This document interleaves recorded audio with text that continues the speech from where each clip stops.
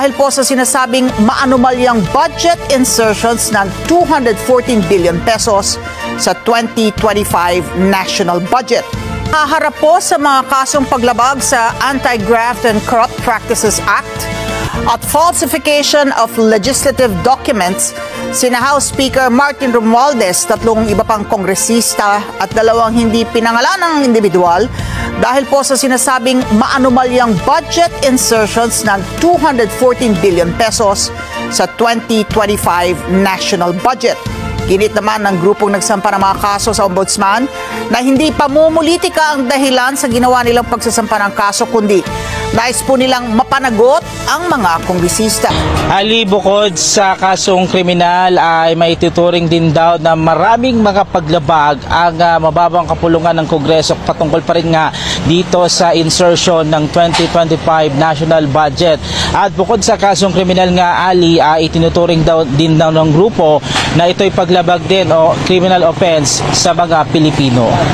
Formal nang nagsampa ng kaso sa Office of the Ombudsman si Davao del Norte 1st District Representative Pantaleon Alvarez kasamang ilang opisyales ng Citizen Crime Watch Group na si Jimmy Bondoc, Raul Lambino at iba pa.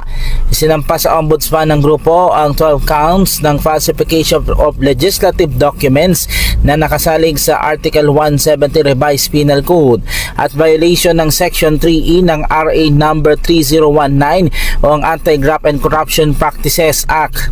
Ayon kay Representative Alvarez, minabuti na nilang dalhin sa Ombudsman ang kaso dahil na rin daw sa dami ng naging paglabag ng mga ito sa batas.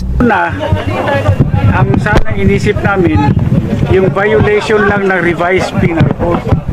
Ngayon may nagsabi na sa dami ng nilabag na batas, bakit hindi natin i-file lahat ng kaso na po pwedeng i-file? Kaya napagdesisyonan ng grupo na pumunta rin dito sa office ng Ombudsman. Bukod kay Romualdez, responded din sa kaso sina Representative Elizaldico, Representative at Majority Leader Manuel Dalipe, Stella Kimbo at iba pa. Kabilang sa unang nilamag umano ang falsification of public documents at iba pa, at marami din silang nakitang lapses o idinagdag sa GAA na hindi umano dapat kailangan. Kinwestiyon nila ang mga bagong insertion sa GAA na kung saan may tuturing nilang falsified insertion sa budget. Ay yung pagsingit ng imagine 241 billion pesos. Ang laking halaga yan. Hindi mo pwedeng sabihin na typographical error yan na kinurek ng technical working group. Mahirap po, ang laki ng amount na involved. Marami